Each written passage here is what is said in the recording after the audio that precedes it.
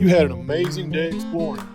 You got to go see things that most people only get to hear about. But now, what's for dinner? Well, how about fajitas? Need some. Heck yeah. What's up, guys? Corey here. We're going to do camp fajitas today. Now, I'm going to do something a little bit different than what I have been doing. And I know I'm doing an intro on it right now, but I'm going to do the rest of this video ASMR style. So I'm just going to show you how I do it. I'm not going to do a lot of talking or anything like that. Just going to cook the food, give you the recipe in the description, let you see how it's done. Try it. You're going to love it. Nothing better than being at camp and eating well.